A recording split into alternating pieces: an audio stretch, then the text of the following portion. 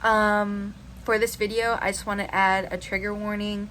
In the beginning, I'm talking about getting a degree in psychology, and psychology involves some things that make people very uncomfortable, certain thoughts and feelings, certain experiences, certain ideas and concepts. So if you don't feel comfortable with sensitive content, I would advise you to not finish the rest of this video.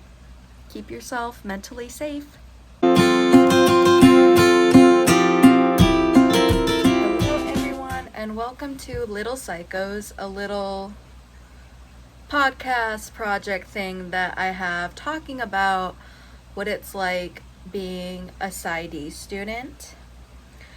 For those of you who don't know what a PsyD is, it stands for Doctorate of Psychology in Clinical Psychology. So the difference between that and a PhD in Clinical Psychology is PhD stands for Doctorate of Philosophy in Clinical Psychology.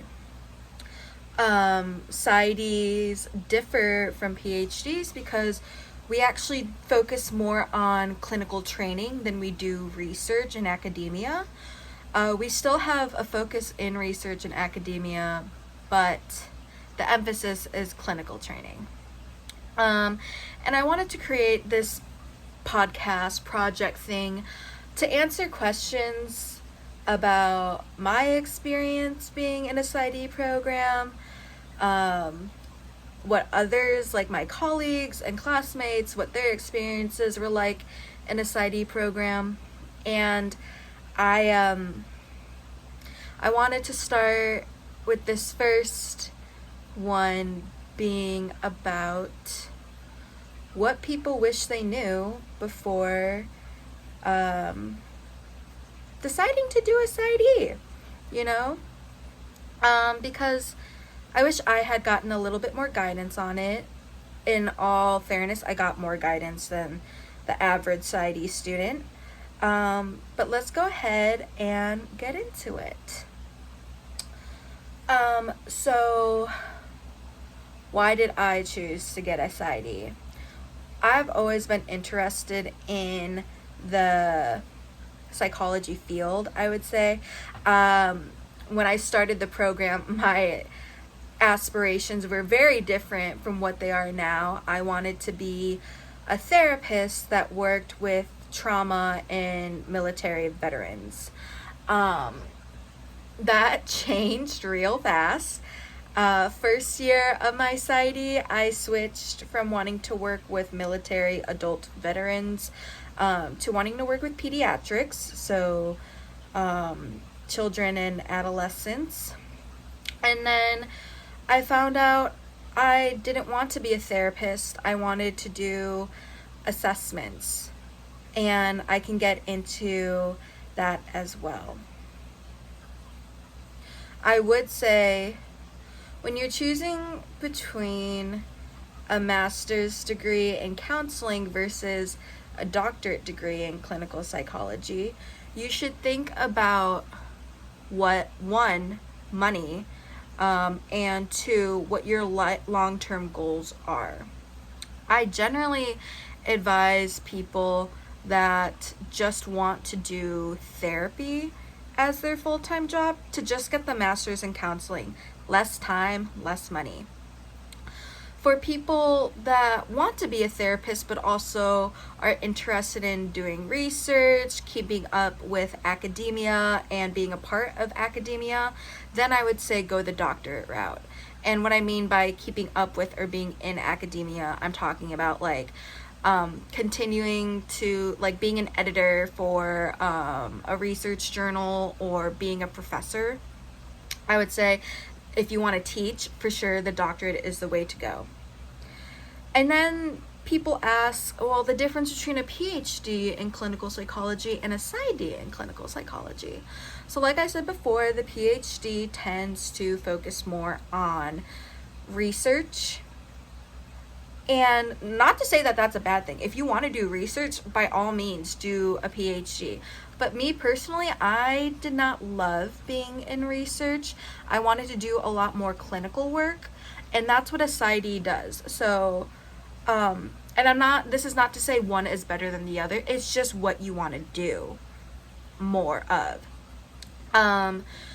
So let's see. PhDs focus a lot on research. And one nice thing about a PhD in clinical psychology is you don't have to pay for tuition. In fact, you get a stipend for getting the degree because you are actively doing research the whole time you're in that program. And that research is usually funded by a hospital, a university, or even federally. And that's why you kind of get paid to do your degree.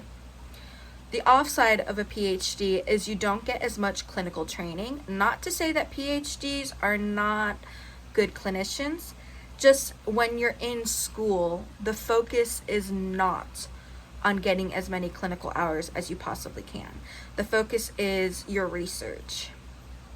Now, that being said, a PsyD you do have to pay for, and a PsyD is really expensive. In fact, like, majority of my classmates and other colleagues are about a little over $200,000 in student loans.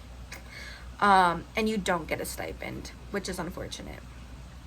But majority of the time, you're learning about how to be a clinician, how to be a good clinician, and then a good chunk of your time is being trained to be a good clinician.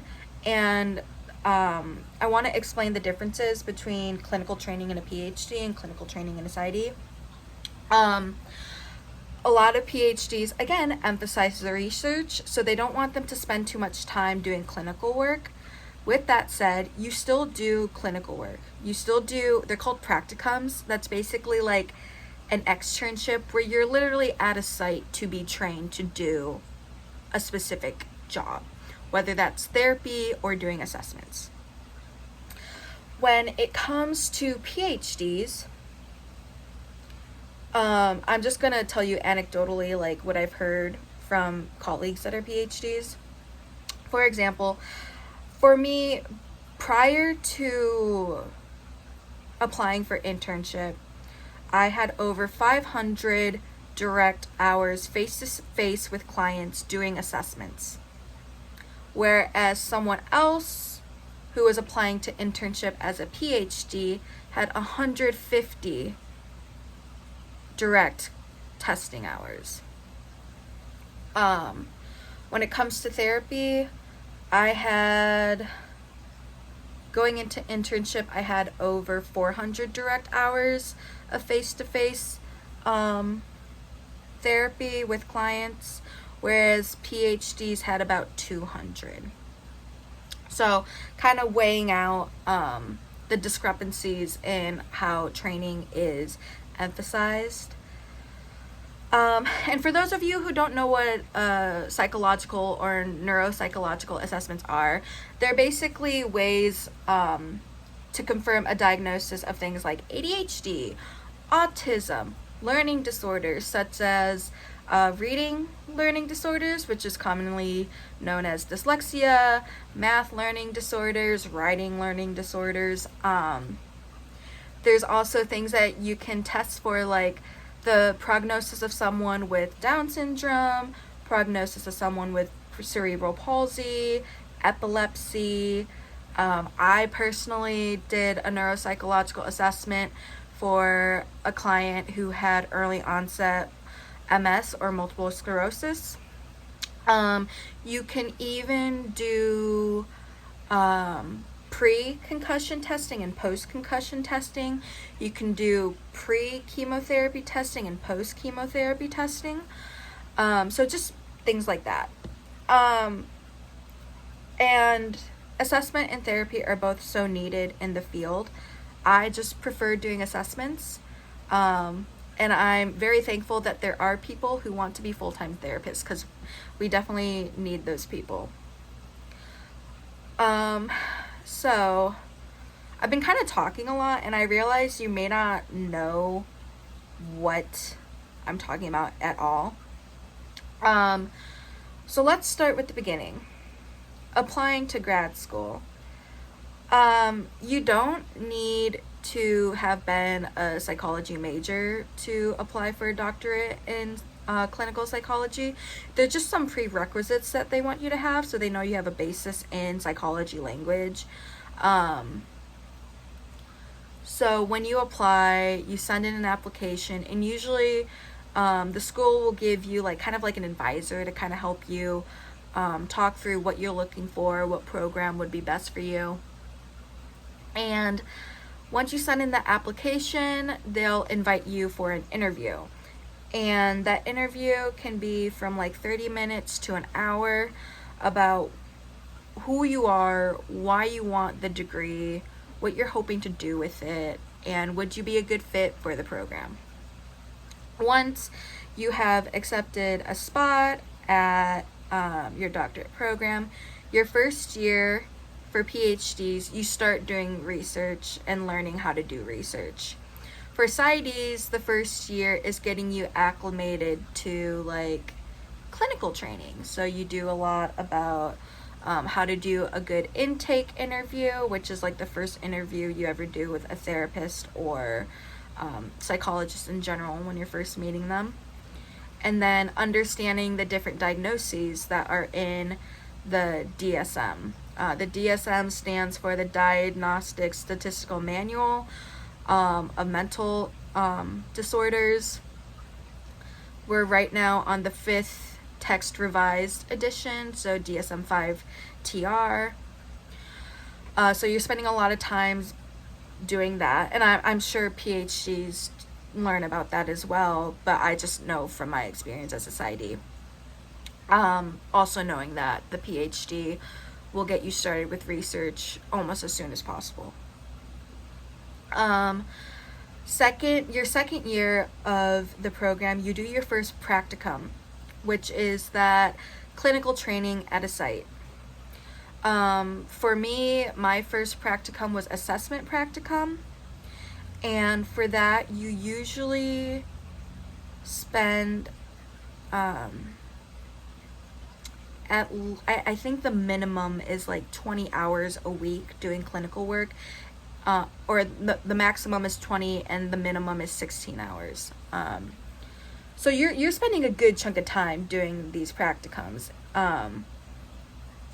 Then your third year, I did therapy practicum, same amount of time. And then you do an advanced practicum where you can really hone in into your special interests. So like if you wanted to work at a hospital, doing therapy at a hospital, you would do that at your advanced practicum. If you're really interested in doing more assessments, you'd focus more on doing assessments in your advanced practicum. It's just another practicum for you to get more experience in the field before you apply to internship. So internship you usually do when you're a 5th year. And there's a whole application process. If you have questions about the internship application process, it is going on right now. It's a whole match process. You can ask me questions about that. I went through that. I'm currently on my internship right now. So if you have any questions related to that, let me know. I can do another like snippet podcast project thingy on that. And then after that, you graduate. And depending on what state you're in, you'll have to look it up state to state. You might have to do a postdoctoral fellowship to ensure before you get licensed. Other states you can get licensed. Some have you get licensed during your program. Others have you get licensed right after your program. Just see whatever your state works with. Okay, so that's kind of explaining what you do each year. From your 2nd to 5th year, you're working on your dissertation. And so that also takes up a lot of your time. And PhDs and PsyDs both do dissertations. The way they go about their dissertations is very different. I know from my experience as a PsyD student, it was a lot, but I don't know, it wasn't, I think part of me is just kind of like numb to how stressful it was, but like I got through it. So yeah, just think about that. And majority of the time, doctorate programs will tell you to not have another job while doing the program, because so much of your time is spent in class, so much of your time is spent at your practicums. If you're a full-time student in your second, third, and fourth year, you have about, in your second year, you're probably doing 15 hours of classes, 20 hours of practicum, 16 to 20 hours of practicum, homework, and working on your dissertation. Third year, you might have less classes. You might be doing like 14 or 12, but you still have that 16 to 20 hours of practicum. You still have homework, and you still have dissertation. Your fourth year will be your lightest class load. You might have like 10 hours of class, maybe even less. But you still have 16 to 20 hours of practicum. You still have homework, and this is when you're really working on your dissertation, trying to, honestly, some people try to get it done before your fifth year, where you're doing internship, which basically is like full-time in clinical work while still finishing your dissertation. So that is why they advise you to not have a job while doing your doctorate program. If money is a serious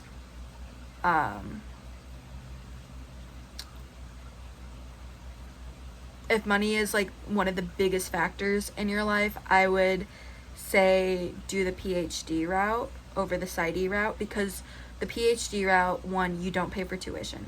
Two, you get a stipend. And that stipend is usually like relatively livable wage. I would say you focus less on the clinical work and do more research. It's difficult in a different way than from a PsyD. I would say if money is not a big concern of yours, then a PsyD makes more financial sense, especially if you're leaning more towards doing clinical work afterwards and not spending much time focusing on research. And that's why I chose a PsyD, because I didn't want to focus much on research.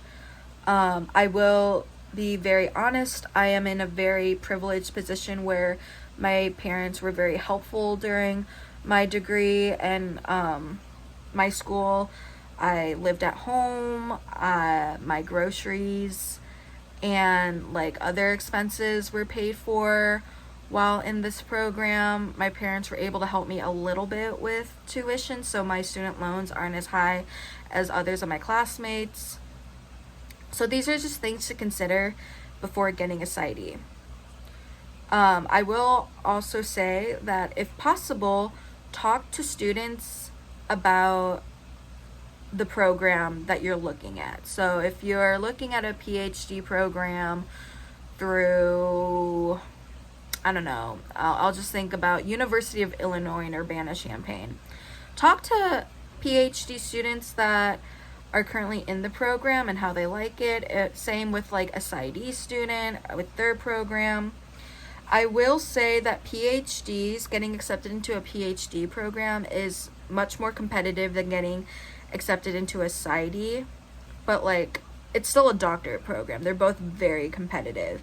If school is something you really struggle with, like doing school, not just like struggling in class or struggling like with stress. I'm saying like you struggle to maintain like a B average, I would honestly say don't go for a doctorate, just because of how much more demanding the schoolwork is, how much more demanding it is to be able to plan and organize your schedule and basically have like 500 different things going on at once. It will save you a lot of time. It will save you a lot, depending on the degree, it will save you a lot of money and also save you a lot of stress. I would also say that if you are looking to go to a program that's not close to home for you, make sure you have something in place where you can be financially capable of, I don't know, human existence. So being able to pay for rent, being able to pay for health insurance, being able to pay for groceries, being able to pay for like emergency medical things if they come up. Those are things you have to consider before deciding to move for a program. Because it's not impossible to have a job while in the program, but having a job while in the program makes it a lot more stressful. And I am not speaking from personal experience with this one. I am speaking from the experiences of my classmates and the friends I've made along the way. Some people are fortunate where they had families that could help them, or they had a significant other who was able to pay for a majority of the expenses in their house, so they didn't have to work, so the person in the program didn't have to work. But it is challenging. I would also say that if you're going into a PsyD program or a PhD program, keep in mind that it's a school like you've never experienced before. And by what I mean by that is, like, it's still school and you're still juggling a lot,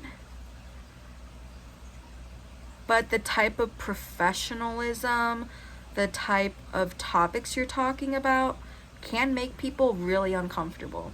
You, as a psychologist, you are talking about topics you don't want to talk about all the time.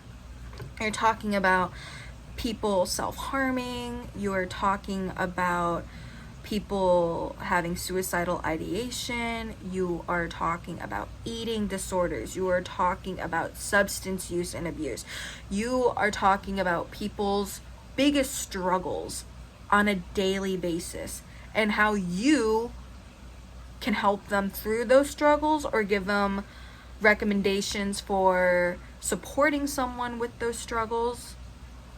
And I will be putting a trigger warning before each of these podcasts, just because in the realm of psychology, you are talking about triggering things every day,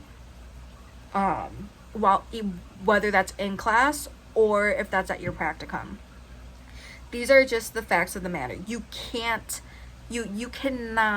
be in a mental health psychology field without talking about very difficult and personal things. This program challenges you in ways where you question your own life experiences, you question your own world views.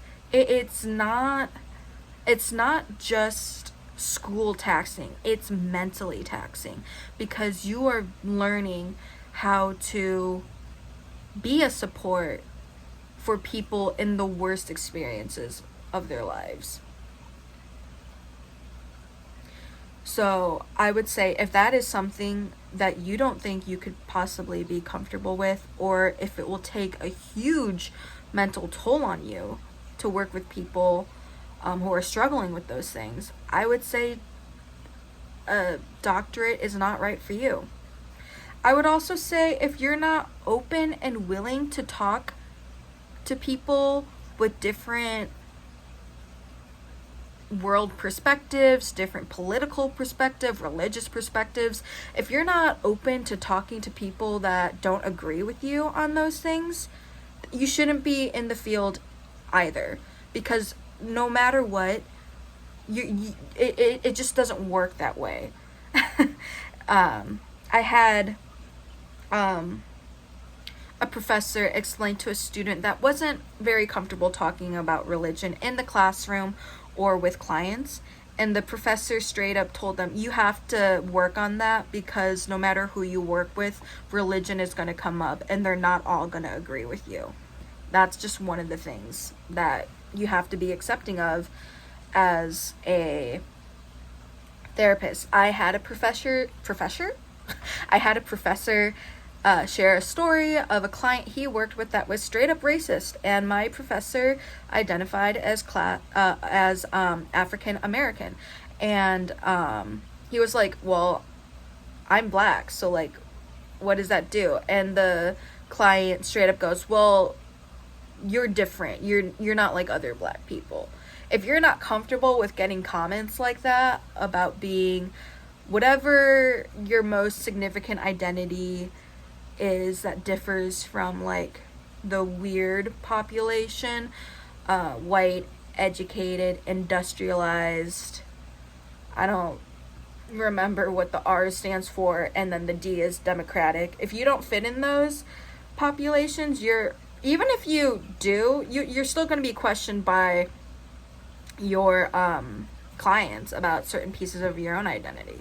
And that's just a fact of the matter. If you're not comfortable with that, don't try to be in the mental health field as a therapist or psychologist. So I would just say those are some things to think about before you get into a program. And that's not to say you can't leave. I would highly advise, if you're questioning, I don't want to say that, because everyone questions why they're in their program at some point. I definitely did.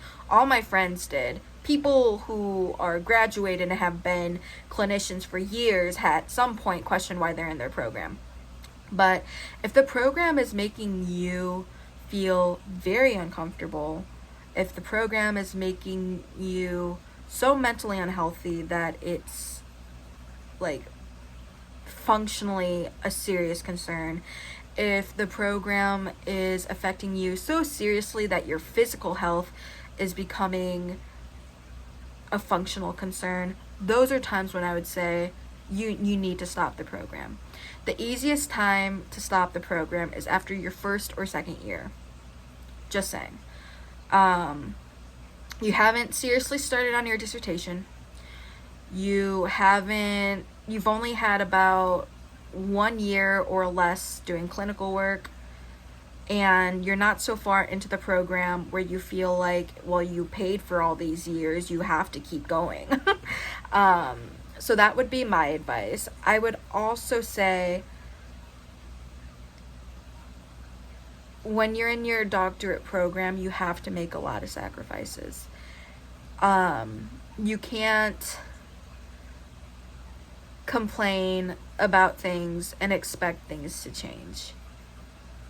I definitely complained a lot during my doctorate program. Well, while in classes and whatnot. I'm still in my doctorate program because I'm doing my internship, so I haven't graduated yet. Complaining is normal. Expecting people to bend over backwards to make your life easier in this program is just not likely to happen. There are a rare few cases where that happens, but it's not common, which is unfortunate. But part of the doctorate program, part of the reason you're being trained, part of the reason you have to take all these classes is because the field's trying to gatekeep people from being in the field. And while that's important because you need competent clinicians out there working with people, because I would also say there's plenty of non-competent clinicians out there, the gatekeeping, you'll feel it. You will feel it, and it will make you question why you're in it. But you also have to remember that, like, if you are very passionate about this subject, it's worth getting a higher degree in. If you're just interested in it, don't even waste your money. Why would you waste your money? Time and money. The PsyD and PhD programs are 5 or more years of your life spent in academia. So if that's not something you're passionate about, or something you really want to spend a lot of time doing, or not a field that you feel comfortable really digging in deep about, don't go for it. And this isn't a podcast trying to convince you not to. It's a podcast to educate people on what you're genuinely signing up for. So, I doubt this video will get that many views, and but if you do happen to see this and you have other questions, please feel free to leave them in the comments. I plan on having some classmates and colleagues on this as well to get a different perspective than from my experience, because my experience is only my experience and there's so many other people that have had different experiences. So I would say leave questions in the comments, and if you are still wondering about if a doctorate in clinical psychology is made for you, I would just say really think about the things that I talked about in this video and go from there. Well, it was really nice talking with you, and again, please leave questions in the comments, and I'll see you next time. Bye.